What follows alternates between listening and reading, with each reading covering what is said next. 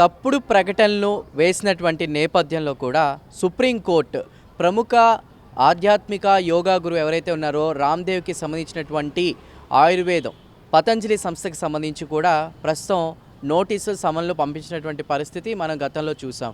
అయితే దీనికి మేనేజింగ్ డైరెక్టర్గా అంటే ఒక రకంగా యోగా గురువు ఉన్నారు, ఆయనకి ఒక మేనేజర్గా కూడా ఎవరైతే ఉన్నారో ఆచార్య బాలకృష్ణ, ఇద్దరికి సంబంధించి కూడా వ్యక్తిగతంగా హాజరు కావాలంటూ కూడా సుప్రీంకోర్టు చెప్పినటువంటి పరిస్థితి. అంటే ఒక రకంగా వాళ్ళ ఆయుర్వేదానికి సంబంధించినటువంటి ప్రొడక్ట్స్ ఏవైతే ఉన్నాయో అవి వాడడం వల్ల దీర్ఘకాలిక వ్యాధులు ఉన్నటువంటి వాళ్ళు అయినప్పటికీ క్యాన్సర్ లేదా షుగర్ ఇలాంటివన్నీ కూడా మటుమాయం అయిపోతాయి. అంటే ఒక మ్యాజికల్గా మొత్తానికి పూర్తిగా పోతాయి. ఒక అలోపతి లేదా ఇంగ్లీష్ మెడిసిన్, అలోపతి లేదా ఇతర ఏ మెడిసిన్ చేయలేనటువంటి పరిస్థితిని ఆయుర్వేదం చేస్తుందని కూడా వాళ్ళు చెప్పడం. ఒక రకంగా ప్రాచీన కాలం నుంచి కూడా ఆయుర్వేదం అనేది భారతదేశంలో ఏ స్థాయిలో ఉందో మనం చూసాం. రైట్, ఒక వంటగదిలోకి వెళ్ళినప్పుడు ఒక చిన్నపిల్లోడికి ఏదైనా జలుబు చేసినా జ్వరం చేసినా చిన్నపిల్లలకి అమ్మమ్మో ముఖ్యంగా చిన్న చిన్న చిట్కాలతో కూడా వాటికి సంబంధించి కూడా ఒక ఉపశమనాన్ని అయితే క్రియేట్ చేస్తారు. ఈ రకంగా చూసుకున్న ఆయుర్వేదం అనేది గొప్పదే, కానీ మిగతా మెడిసిన్స్ అన్నీ కూడా ఏవి కరెక్ట్ కాదు, ఆయుర్వేదం ఒకటే అని వెళ్ళిన కోణంలో కూడా ఒక రకంగా సుప్రీంకోర్టు సీరియస్ అయినటువంటి పరిస్థితి.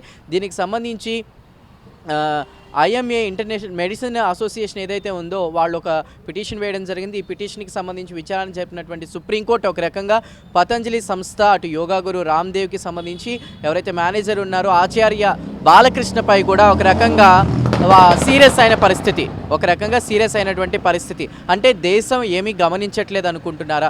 గతంలో కూడా మేము చెప్పాం, అయినప్పటికీ కూడా యాడ్స్ కొనసాగిస్తున్నారు, తప్పుడు యాడ్స్ వేస్తున్నారు, మిగతా మెడిసిన్ అంతా కూడా రాంగ్ అని చెప్తున్నారు, ఇది కరెక్ట్ కాదంటూ కూడా. ఈ విషయంలో అటు ఏదైతే ఆయుష్ ఉందో కేంద్ర ప్రభుత్వం ఏం చేస్తుంది, 2 సంవత్సరాల నుంచి కళ్ళు మూసుకుని ఉందా అంటూ కూడా చురకలు అంటించినటువంటి పరిస్థితి. మొత్తం మీద అటు మనం చూసాం, మోదీ తర్వాత ఇండియన్ మూవ్మెంట్తో కూడా స్వదేశీ వస్తువులను ఇవన్నీ కూడా మనం ఎక్కువగా ప్రొడ్యూస్ చేయాలన్న టైంలో ఒక రకంగా బాబా రామ్దేవ్ భారత ప్రకృతి వైద్యానికి సంబంధించి కూడా ఎవరైనప్పటికీ కూడా ఆ విధానాన్ని ఫాలో అవ్వడానికి, ఋషి సంప్రదాయాన్ని ఫాలో అవ్వడానికి ఎంతో ఇంట్రెస్ట్ చూపిస్తారు. ఆ కోణంలోనే ఒక రకంగా 1000 కోట్ల ఇదిలో కూడా పతంజలి వెళ్ళినటువంటి పరిస్థితి.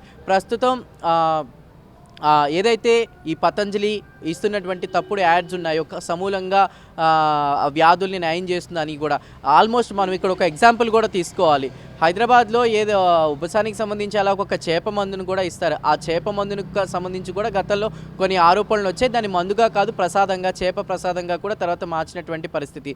సో ఒక ఔషధాన్ని చేసినప్పుడు కరోనా టైంలో చూసుకున్నా కూడా పతంజలి సంస్థ కరోనాకి ఒక ఔషధాన్ని అయితే కనిపెట్టిందంటే కూడా చెప్పినటువంటి పరిస్థితి. సో దానికి స్వయాన ఎన్డీఏ అంటే బీజేపీ ప్రభుత్వం వచ్చి ఉండి ఇలా చెప్పకూడదు, ఒక మెడిసిన్గా మనం చెప్పకూడదు, ఒక రకంగా ఒక ఇమ్యూనిటీ బూస్టర్గా కూడా పతంజలి ప్రోడక్ట్ని తర్వాత మార్చడం జరిగింది. అయినప్పటికీ గతంలో ఇలాంటి ఆరోపణలు ఉన్నా కూడా రీసెంట్ టైమ్స్లో మళ్ళీ తప్పుడు యాడ్స్ అవన్నీ కూడా చేయడం, సుప్రీంకోర్టు ఒక రకంగా సీరియస్ అవ్వడం, వాటిని బేఖాతరు చేయడంతో కూడా సుప్రీంకోర్టు పర్సనల్గా వ్యక్తిగతంగా కూడా వాళ్ళని వచ్చి హాజరు కావమని చెప్పడం జరిగింది. ఈ నేపథ్యంలో ప్రస్తుతం సుప్రీంకోర్టుకి అటు పతంజలి గురు బాబా రామ్దేవ్ ఎవరైతే ఉన్నారో అదేవిధంగా ఆచార్య బాలకృష్ణ వీళ్ళందరూ కూడా ఒక అఫిడవిట్ని అయితే ఫైల్ చేయడం జరిగింది.